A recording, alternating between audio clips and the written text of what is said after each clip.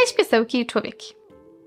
Dzisiaj temat dotyczący dzieciaków, piesełków i takiej sytuacji, do której zdaję sobie sprawę z tego, że czasami może trudno się przyznać albo głupio się przyznać, bo tak w sumie jak to brzmi, kiedy wy byście wypowiedzieli zdanie: mój pies nie lubi mojego dziecka. Zdaję sobie sprawę z tego, że to może być trudna sytuacja, zwłaszcza jeżeli to miał być pies dla dziecka, tak? Czyli to nasze dziecko marzyło o tym, żebyśmy mieli nowego członka rodziny, to nasze dziecko wyczekiwało tego psa i nagle się okazuje, że jak ten psiak do nas trafia, to po jakimś czasie mamy wrażenie, że po prostu ten nasz pies naszego dzieciaka nie lubi. I nie chcemy doprowadzić do takiej sytuacji, albo jak ona już się wydarzyła, to dobrze by było mieć świadomość, dlaczego tak się stało, bo zawsze jest szansa na naprawienie tych relacji między dzieciakiem a psiakiem. Na wszystko jest czas. Ale tutaj od razu gwiazdka. I tu od razu wstawka, to nie będzie miłe.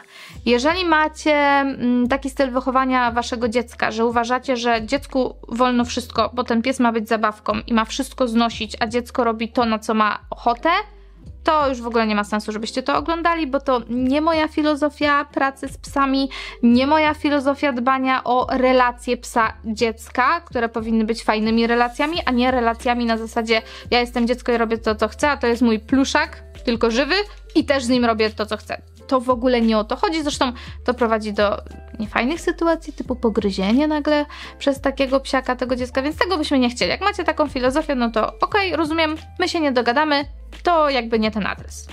Natomiast te osoby, które chcą świadomie, fajnie wychowywać dziecko w relacji z innym psem i tego psiaka w relacji z tym dzieciakiem, żeby wszyscy byli szczęśliwi i żeby ten piesek był najlepszym przyjacielem mojego dzieciaka, no to kilka konkretnych rad. Po pierwsze, naprawdę wybór rasy ma znaczenie. Ja wiem, że dzieci są różne. Ja wiem, że dzieci w różnym wieku są, kiedy zapraszamy psiaka do domu, ale dobrze by było wiedzieć, co to nasze dziecko chciałoby z tym psem robić. No bo jeżeli wy macie dziecko, które ma, nie wiem, 8 lat i ten dzieciak bardzo by chciał być zaangażowany na przykład w spacerowanie z psem codzienne, no to musi być mały pies. No to w ogóle nie myślimy o dużych rasach. Jeśli macie dzieciaka takiego przytulaska, o którym wiecie, że lubi takie ciepło, lubi się przytulić, lubi pogłaskać zwierzęta, no to pies taki, który niekoniecznie ma silną potrzebę kontaktu bliskiego z człowiekiem, jest taki bardziej koci, nie? Czyli typu na przykład Shiba Inu, a nie jakiś piesek bardzo proludzki, no to być może nie jest najlepszy pomysł, najlepszy wybór dla dzieciaka. Jak mamy dziecko na przykład, które jest takie bardzo spokojne, bardzo takie stonowane, to zaproszenie do domu teriera, który ma w sobie miliardy pokładów energii, ciągle skacze, biega, szczeka i tak dalej, to być może nie będzie dobry kompan na przyjaciela dla naszego dziecka. Więc tutaj naprawdę wybór rasy już wam załatwi połowę roboty. Bo jak weźmiecie sobie na przykład Goldena do 8-latka i ten Golden za 2 miesiące będzie ważył 25 kg, to ten 8-latek już więcej z tym psem na spacer nie wyjdzie. Nie? Więc to bierzemy pod uwagę. Po drugie, to rozmowa z dzieckiem, zanim ten psiak się u nas pojawi, po to, żeby dziecku wytłumaczyć pewne rzeczy, które czasami nam się wydają oczywiste, ale jak coś jest oczywiste, to o tym zapominamy, czyli relacje się buduje. I to trwa. To znaczy, zobaczcie, my z naszym dzieckiem oczekujemy na tego szczeniaka. My go już pewnie widzieliśmy na filmach, na zdjęciach, może gdzieś tam u hodowcy, może gdzieś już, nie wiem, w jakiejś fundacji, w schronisku, zależy skąd bierzemy takiego psiaka.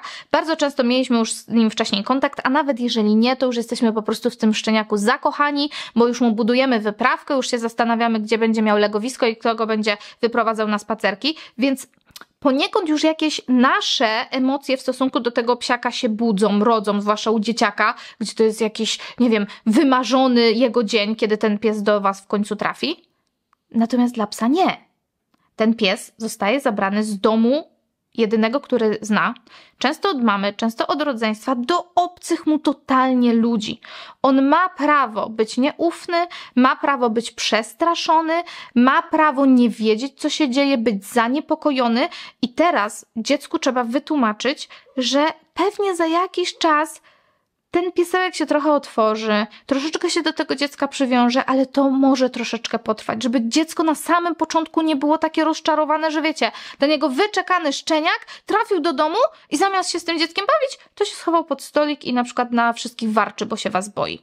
Może taka sytuacja się pojawić, więc żeby po prostu dziecko nie było rozczarowane, wytłumaczcie mu to i dajcie temu psu czas.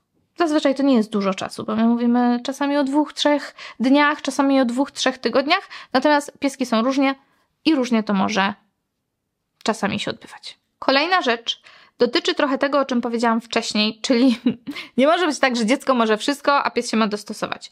Żeby to było bezpieczne, żeby te relacje fajnie się budowały i szły w stronę przyjaźni, to muszą być ustalone pewne zasady.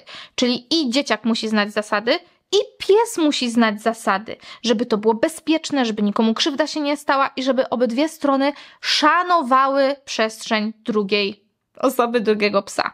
Szybki przykład. Dziecko powinno wiedzieć, że jak pies śpi, to się mu nie skacze na głowę i się go nie budzi, a pies powinien wiedzieć, że jak dziecko biega po mieszkaniu, to się go nie łapie za stópki i nie odgryza mu się pięt. No to są takie podstawowe rzeczy, na które potrzeba czasu, potrzeba wychowania, potrzeba nauki, ale żeby to się wszystko wydarzyło, to najpierw te zasady trzeba ustalić. I proszę to zrobić, zanim pies do was trafi, żeby wszystko dla wszystkich domowników było jasne. I teraz, co zrobić, jeżeli jednak okazuje się, że faktycznie nasz pies naszego dziecka nie lubi? Po czym to poznać? Unika kontaktu z nim. Odchodzi, kiedy dzieciak się pojawia. Warczy na niego, próbuje oszczekiwać, nie chce sam z nim wchodzić w relacje, nie do końca się cieszy na jego widok. To wszystko mogą być takie sygnały, które nam mówią, okej, ten psiak chyba nie do końca się z moim dzieciakiem dogaduje, to dobrze, ja od razu wam powiem, w takim wypadku wezwać behawiorystę, tak? Czyli jeżeli mój pies unika mojego dziecka, chowa się przed nim, warczy to już w ogóle, i oszczekuje dziecko, wezwijcie sobie behawiorystę. Ja wiem, że to czasami brzmi tak mało groźnie, nie? Że dziecko wchodzi do pokoju, a pies gdzieś tam ucieka do siebie. I to tak wygląda niewinnie. Po co coś z tym robić? No po to, że jak teraz macie świeżą sytuację w domu, macie młodego psa w domu i teraz sobie wezwiecie behawiorystę do domu, to zazwyczaj się kończy przy jednej wizycie. Behawiorysta przyjedzie, zrobi z wami wywiad, poobserwuje reakcję psa, reakcję dziecka, pokaże dziecku, jak podchodzić do psa, być może nauczy jakichś fajnych zabaw, czyli żeby to były takie zabawy, żeby i pies, i dziecko miały z tego radochę, a żeby one były bezpieczne. I bardzo często jest tak, że wy po jednej takiej wizycie wdrażacie sobie porady od behawiorysty i za tydzień, 2 tygodnie zapominamy o temacie. Natomiast jak to olejemy, zwłaszcza w temacie warczenia, no to za pół roku może się okazać, że ktoś do mnie zadzwoni i powie, no ja potrzebuję szkolenia, bo mój pies ugryzł moje dziecko, albo no potrzebuję oddać psa, bo moje dziecko się boi naszego psa. Nie chcemy doprowadzić do takiej sytuacji, ja będę to powtarzać ciągle i wciąż. Profilaktyka. Im szybciej zadziałamy, tym łatwiej rozwiązujemy takie rzeczy. A jak do końca nie wiecie, jakie powinny być te relacje z dzieckiem, albo co wolno, bądź nie wolno psu, co wolno, czego nie powinno być wolno dziecku, to my już nagraliśmy taki film Dziecko i pies. Proszę bardzo, zapraszam obejrzeć, przedyskutować z dzieciakami, pomyśleć, bo może dzieci też czegoś nie rozumieją, to jest oczywiste, nie każdy wszystko wie i nie każdy rozumie, po co pewne rzeczy powinny wyglądać tak, a nie inaczej. Ode mnie tyle i życzę owocnych przyjaźni, długich przyjaźni waszych dzieciaków i waszych psiaków. Smell you later. Uwolnić wszystkie piesełki! Nie. Nie. Nie myślę, że mój postulat nie miałby ten? A jakbym głosowała żarcie dla piesełków, to by wszystkie piesełki na mnie głosowały. I kto by zdobył najwięcej głosów? Jak mają praw wyborczych. A ja bym im nadała, jako nowa pani prezydent.